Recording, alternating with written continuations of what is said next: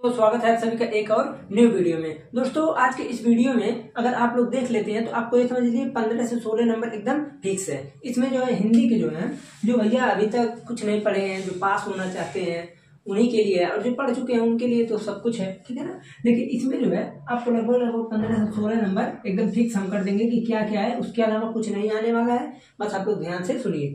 जैसे देखिए आप लोगों में 2 नंबर का भैया आना है रस, 2 नंबर का आना है छंद और 2 नंबर का आना है अलंकार, ठीक। उसके बाद 5 नंबर का आता है कहानी, 5 नंबर का आता है कहानी। कहानी में हम बता दे रहे हैं आपको क्या क्या पढ़ना है। जैसे आप पढ़ लेंगे पंचलाइट, पंचलाइट पढ़ लीजिए, ठीक है ना।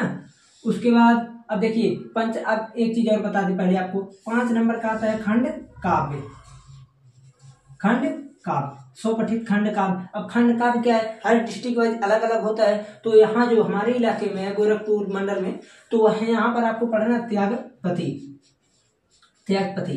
तो देखिए त्यागपति जब आप देखेंगे तो 5 सर्ग है, 5 सर्ग में आपको सिंपली कभी कभी सारांश पूछ लेता है, नहीं तो कभी कभी क्या समझ लीजिए 99% जो है केस में हमेशा ये पूछता है या तो हर्षवर्धन का चरित्र चित्रण या तो राजश्री का, हर्षवर्धन या राजश्री, हर्षवर्धन या फिर राजश्री का चरित्र चित्रण हमेशा ही पूछ लेता है, ठीक है ना। तो इन सब चीजों को आप छोटा छोटा है, देखिए हर्षवर्धन और राजश्री का जब आप चरित्र चित्रण देखेंगे तो बहुत ही छोटा है, ज्यादा बड़ा नहीं है, इसमें बहुत ही छोटा छोटा है।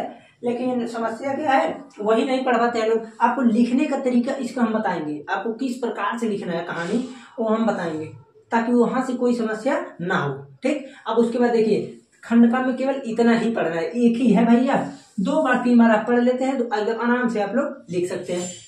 कहानी में चले तो पंचलाइट है, ध्रुव यात्रा है, ध्रुव यात्रा है, पंचलाइट हो गया, ध्रुव यात्रा हो गया। अब उसके बाद 2 हो गया ना, एक और है, एक कोई कहानी और है, एक है बहादुर, नाम उसका आ रहा था लेकिन बहादुर, ठीक। देखिए 3 कहानी है तो एक आधा और, लेकिन 3 आप पढ़ लेंगे तो एकदम गारंटी आना है। मैं 2-3 साल से एनालिसिस कर रहा हूँ, केवल यही सब आ रहा है। जैसे दे सकते हैं पंचलाइट कहानी का सारांश लिखिए, ध्रुव यात्रा कहानी का उद्देश्य लिखिए, तो देखिए, और बहादुर कहानी से उद्देश्य लिखिए। तो सिंपली आपको ध्यान ये देना है कि उद्देश्य सारांश थोड़ा सा अलग अलग होते हैं। लिखने का तरीका आप लोगों को क्या है, 1-2 बार आप लोग पढ़ लेंगे तो एकदम आराम से कोई क्वेश्चन पूछेगा उसमें से आप लोग लिख सकते हैं, ठीक। ये दोनों 5-5 नंबर का एकदम ठोस नंबर है, इसमें नंबर नहीं कटता है। अगर आप 1 से 1.25 पेज में लिख दिए हैं तो आपको 5/5 एकदम फिक्स मिलना ही है, ठीक है ना। तो इसलिए जो है आप कोई भी चीज अगर देख रहे हैं तो उसे एकदम अच्छी तरीके से देखिए, क्योंकि लास्ट समय में जो देख रहे हैं वही काम का है, ठीक। और पहले का जो पढ़े हो तो अलग की बात है। अब देखिए रस में क्या पढ़ना है, रस में छंद में अलंकार में आपको सिंपली डिफिनेशन और एक एग्जाम्पल, डिफिनेशन और एक एग्जाम्पल। रस में देखिए जैसे हास्य रस हो गया, करुण रस हो गया, ठीक है ना, श्रृंगार रस हो गया, ठीक। तो अब श्रृंगार में संयोग है, वियोग है, करुण हो गया, हास्य हो गया, वीर रस हो गया, शांत हो गया, ठीक है ना, वीर रस, शांत रस। वैसे तो भैया हम पूरा रस ही रट लिए थे। रस जो है आप लोगों को याद करने का एकदम आसान आइडिया है, उसको कम से कम 2-3 बार 4 बार 5 बार एकदम आराम से पढ़ते रहिए, सब कुछ याद हो जाएगा, कुछ करना नहीं पड़ेगा।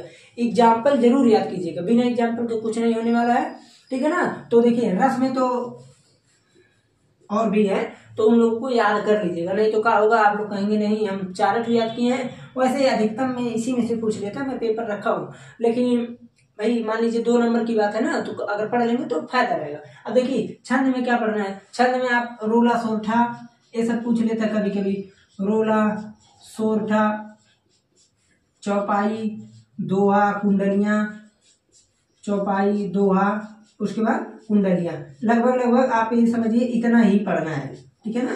कभी कभी कुंडलियां का एग्जाम्पल पूछ लेता है, कुंडलियां का डिफिनेशन एग्जाम्पल, तो ये चूंकि थोड़ा सा कठिन होता है, इसका एग्जाम्पल थोड़ा बड़ा है, मैं एनसीईआरटी बुक में देख चुका हूँ, ठीक है ना। तो इतना जो है आप लोग अगर पढ़ते हैं तब जाकर भैया 2 नंबर मिलने वाला है। अब ये नहीं है कि बहुत बड़ा नहीं, 2 लाइन का है, 2 लाइन का सब डिफिनेशन है, ठीक है ना। अलंकार में तो एकदम लुल्लू पुल्लू है। उपमा रूपक उत्प्रेक्षा पढ़िए, उपमा रूपक उत्प्रेक्षा पढ़िए।